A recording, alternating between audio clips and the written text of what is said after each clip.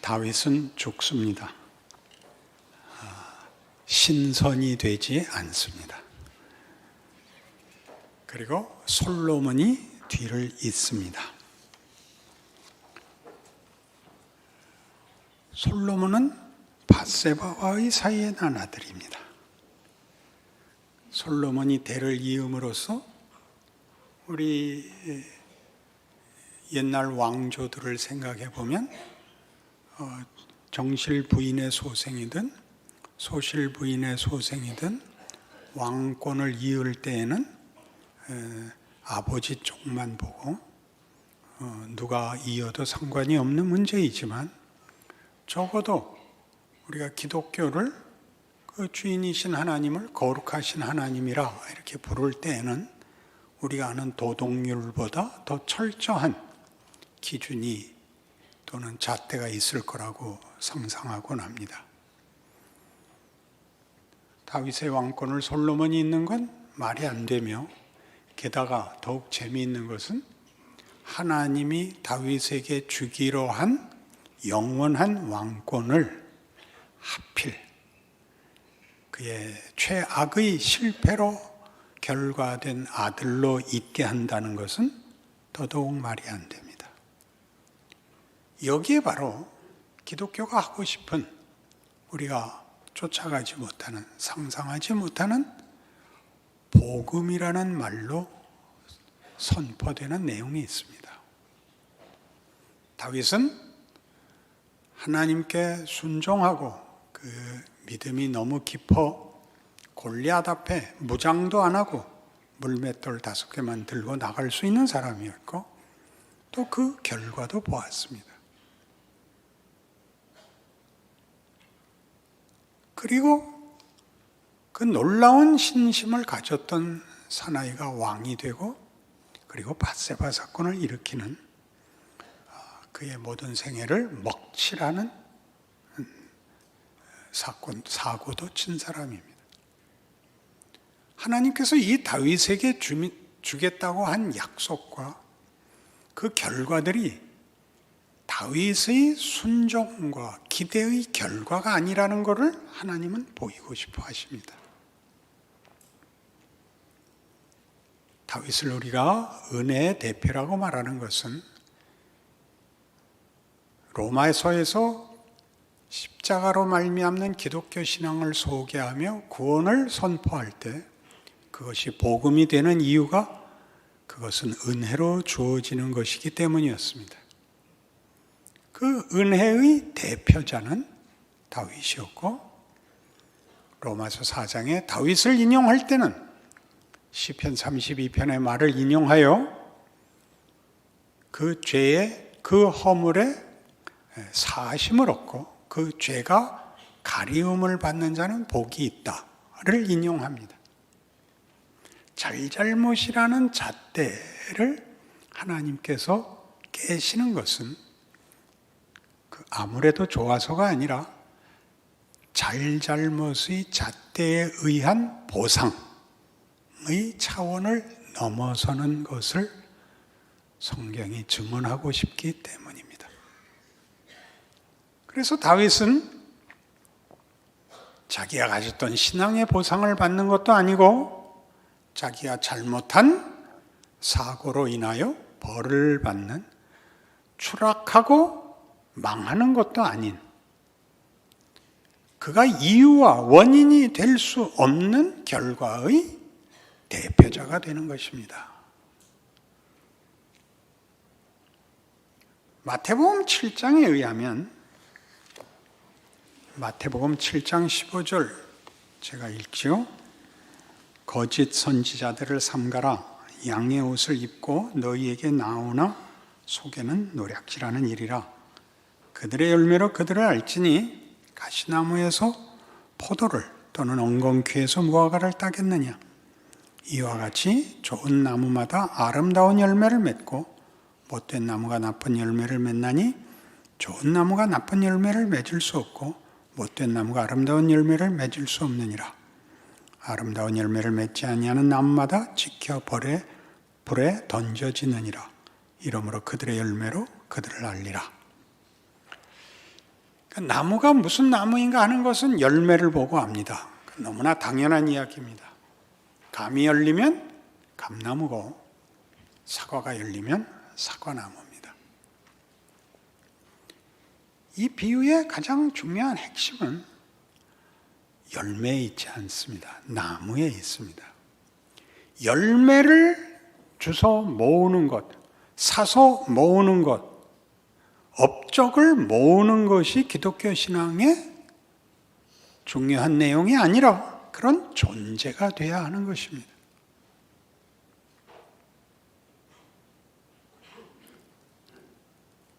열매로 나무를 알기 원하지 얼마나 많은 열매를 맺었느냐, 얼마나 각양각색의 열매를 모았느냐를 기독교 신앙이 추구하지 않습니다.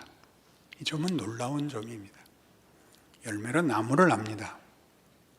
그런데 묘하게 이 열매와 나무 관계를 요한복음 12장에서는 예수님이 자신에게 이렇게 적용하십니다. 요한복음 12장 20절. 명절에 예배하러 올라온 사람 중에 헬라인 몇이 있는데 그들이 갈릴리 벳세다 사람 빌립에게 가서 청하여 이르되 선생이여 우리가 예수를 배우고자 하나이다 하니 빌립이 안드레에게 가서 말하고 안드레와 빌립이 예수께 가서 여쭈니 예수께서 대답하여 이르시되 인자가 영광을 얻을 때가 왔도다. 내가 진실로 진실로 너희에게 이르노니 한 알의 밀이 땅에 떨어져 죽지 아니하면 한 알 그대로 있고 죽으면 많은 열매를 맺느니라 라는 그 유명한 한 알의 밀을 선언하십니다. 예수님이 죽어야 된다는 말인 줄은 우리가 알고 있습니다. 근데 그 죽음이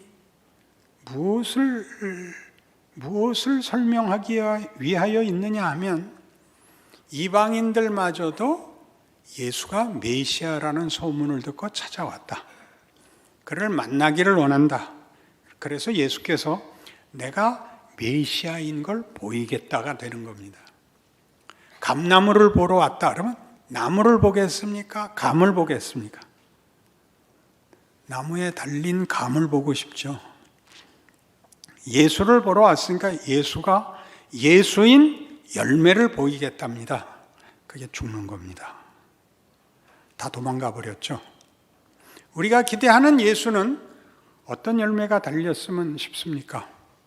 권력이 달렸으면 싶죠. 권력이. 그러나 예수는 세상 권력에 집니다. 그것이 메시아가 메시아인 증거입니다. 메시아에게 달리는 열매는 죽음인데 그 죽음이 생명을 만드는 그런 죽음입니다. 이 문제는 우리를 당황시켜서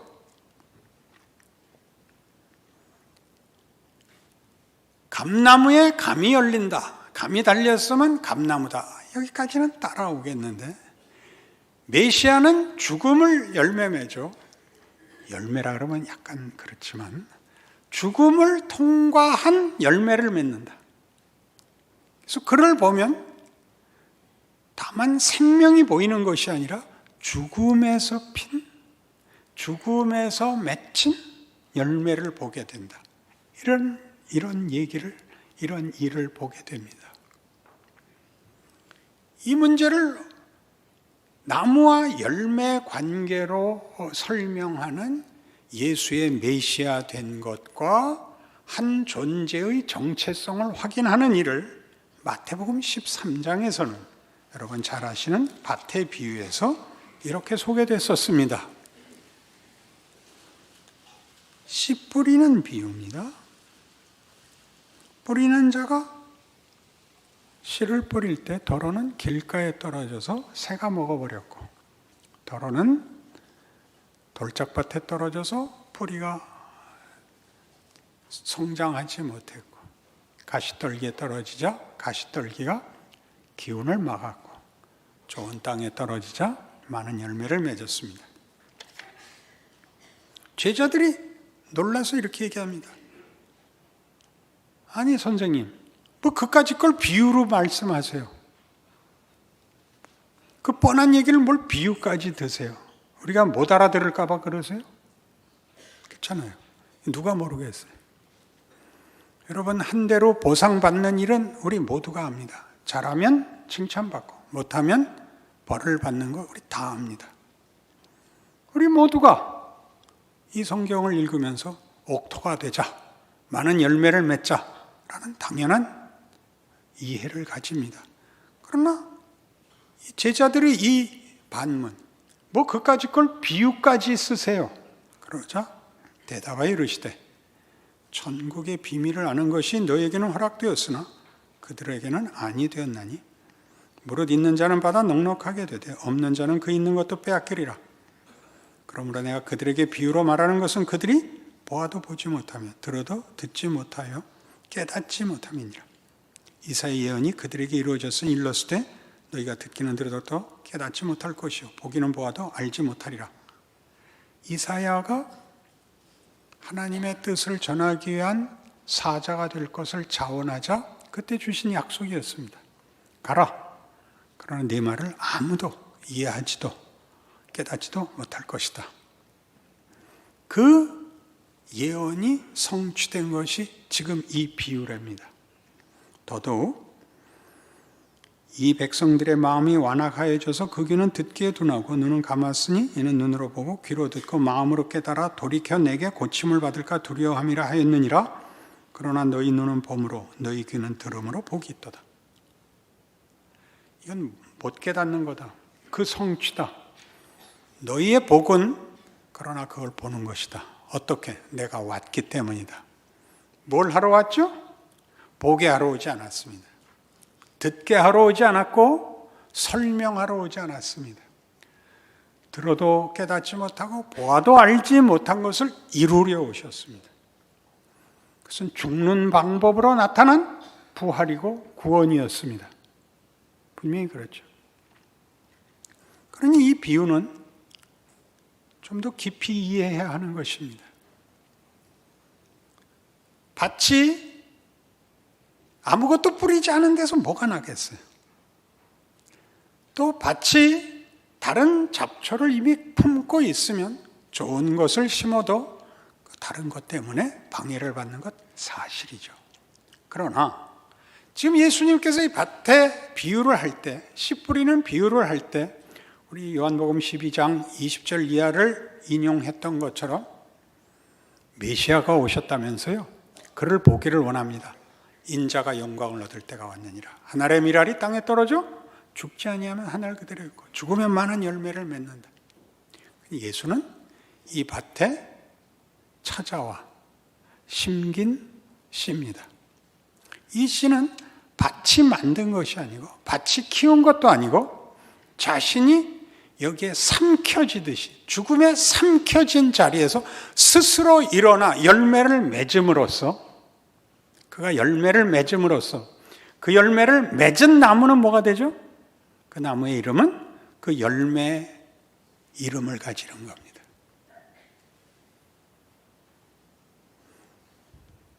코스모스가 잔뜩 핀 밭은 뭐라고 부릅니까? 코스모스 밭. 좀 더 넓게는 꽃밭. 그러니까 밭의 이름이 뭐가 되는 거예요? 꽃이 되는 겁니다. 밭의 이름이 꽃이 된다. 꽃과 밭이 분리되지 않고 꽃밭이 됩니다. 여러분, 제가 컵에 커피를 담아 드리면서 뭐라고 말을 합니까? 커피 한 잔 하시죠. 이렇게 하는 거 아니에요. 그러면 컵은 커피가 아닌데 그러면 커피만 따로 무슨 수로 줄 겁니까? 이 컵 안에 내용물을 담아 그 용기를 내용의 이름으로 만드는 것이 예수 그리스도로 말미암는 구원인 것입니다. 우리라는 잡초밭에, 우리라는 돌짝밭에 예수가 오셔서 죽음밖에 없는 밭에 스스로 들어와 죽어 여기에 꽃을 피우고 열매를 맺음으로써 우리에게 당신의 이름을 주는 것입니다. 사도행전에 의하면 안디옥에서 비로소 그리스도인이라는 이름을 얻습니다. 우리는 예수 믿는 이들, 예수의 사람. 우리의 내용이 우리의 이름이 되는 것. 내가 접시에 포도를 담아 여러분에게 내밀면서 이게 뭐지요? 그러면 포도라고 얘기하는 것. 그릇까지 포함한, 그릇에 담긴. 그렇게 이 비유는 만들 수 없는 곳에 주께서 들어와 열매가 되심으로 그 이름으로 우리를 불리게 하는 비유를 말씀하는 것입니다. 그러니 기독교에서 제일 기억해야 되고 제일 구별해야 되는 것은 도덕적 잣대를 가지고 신앙을 논할 수 없다는 것입니다. 아무래도 좋다는 것이 아니라 다윗의 생애에서 그리했듯이 다윗은 그가 가진 최고의 종교성과 그가 가진 어떤 덕목도 밧세바 사건으로 다 외면되고 그 가치가 다 무효화된 후에 그가 저지른 잘못에 의해서 그에게 주어진 약속이 이어지므로 하나님의 약속의 성실함과 인간이 그 일에 도움이 되지도 방해가 될 수도 없는 것을 증언하고 있습니다. 여기가 기독교 신앙을 복음이라고 하는 데죠. 그 성실하심, 그 고집의 하나님은 늘 성경에서 주장하듯이 은혜롭고 자비롭고 노하기를 더디하고 인자와 진실이 많은 하나님, 우리에게 우리의 아버지가 되시겠다는 하나님, 우리를 사랑하사 자신의 아들을 내어주시니라는 하나님, 나를 기뻐하는 것이 너희의 자랑이니라 라는 하나님이란 말이죠. 그의 고집이 일관되게 모든 것이라는 사실이 우리들로 하여금 우리의 바가지가 깨졌냐? 우리의 접시가 작냐? 하는 문제를 넘어서 그 안에 담기는 하나님의 임재와 하나님의 찾아오심과 우리를 향하여 목적하신 것들의 영광으로 우리를 불리우게 하며 우리의 정체성이 되게 한다. 그런 것이 기독교죠.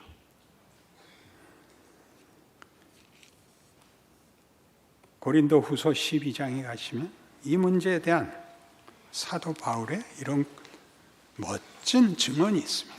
고린도 후서 12장 7절.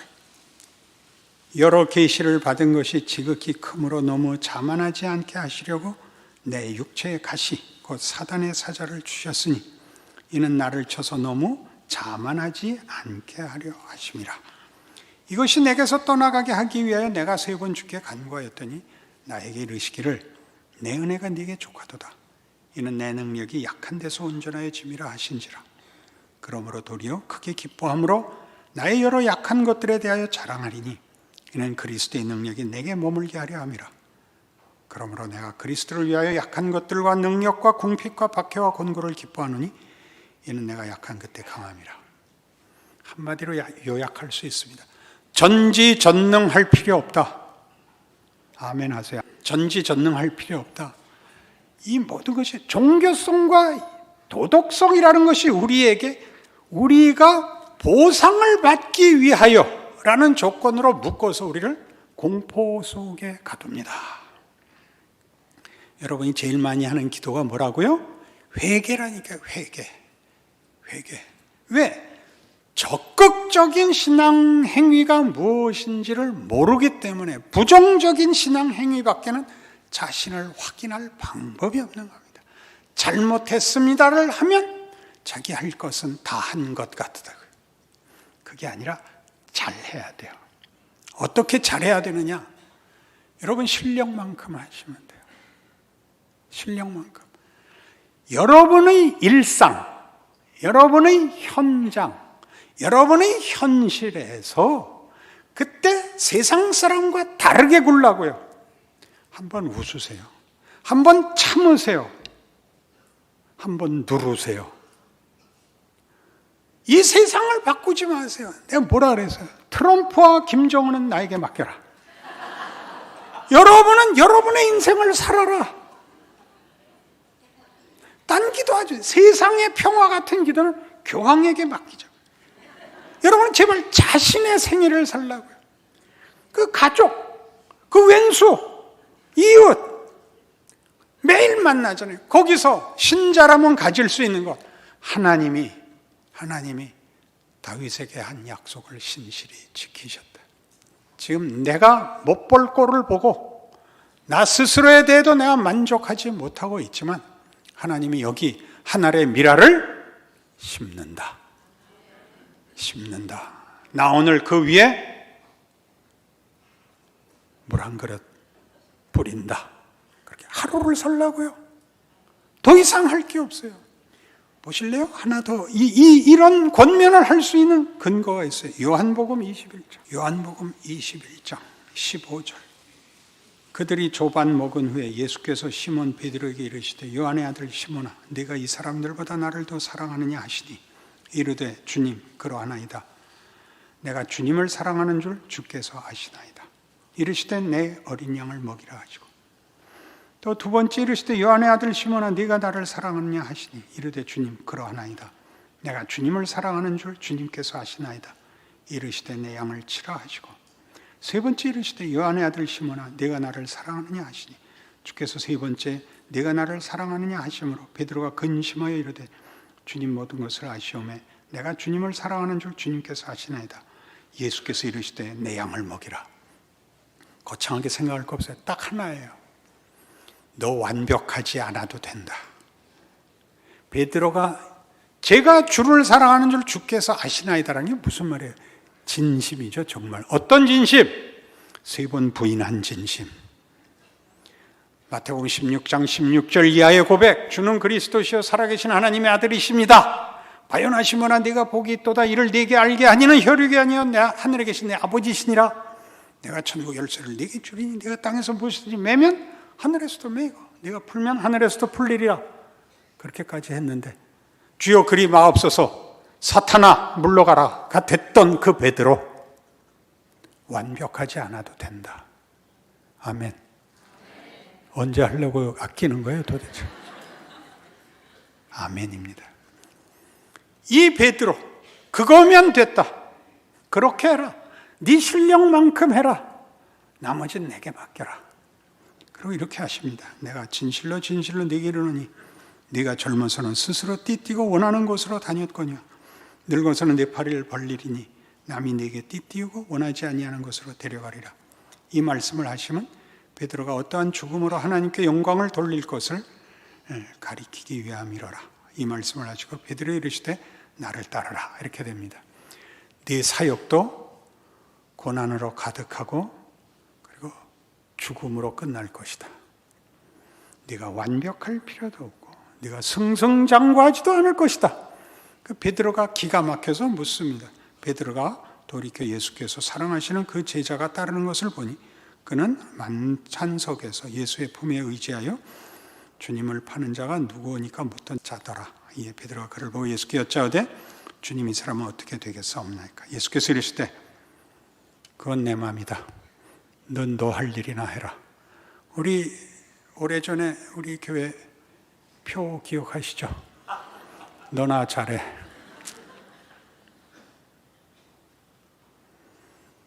여러분 각각을 하나님이 사랑하시고 여러분 각각으로 위대한 일을 하시는 것이 우리 각 개인입니다.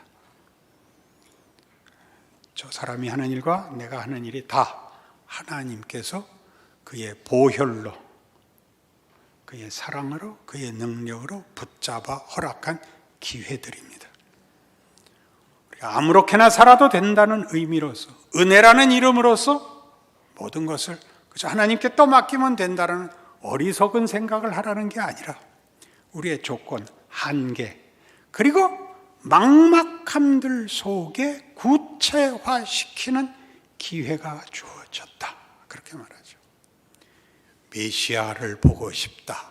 앞에 메시아 된 표를 뭐로 삼으셨다고요? 죽는 것입니다. 우리 인생 속에서 하나님이 우리와 함께하는 건 뭐죠? 죽음으로 보이는 현장 속에 피어나는 부활입니다.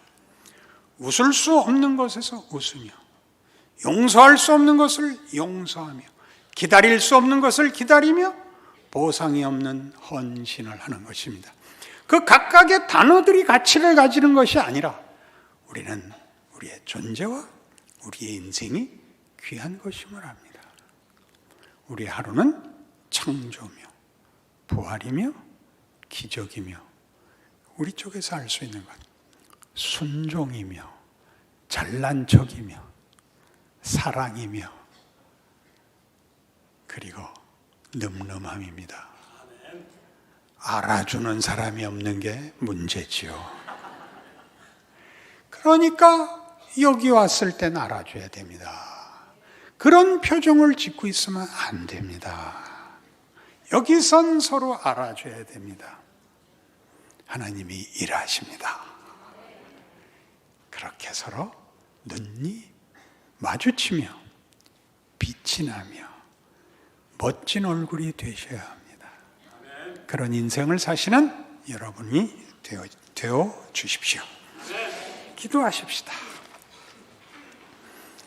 하나님 아버지, 우리는 하나님의 손길이며 임재입니다. 우리에게는 그리스도의 십자가가 있고 부활이 있고 용서가 있고 찬송이 있으며 기적이 있고 구원이 있습니다. 우리가 없으면 제가 서 있는 자리는 흑암의 권세에 묻힐 것입니다. 우리가 그곳에 꽃을 피워야 합니다. 우리의 꽃은 하나님이 이 세상을 구원하시겠다는 의지의 꽃입니다. 그 인생을 살게 된 것을 자랑으로 하는 그런 인생 되게 하여 주옵소서. 예수님 이름으로 기도합니다.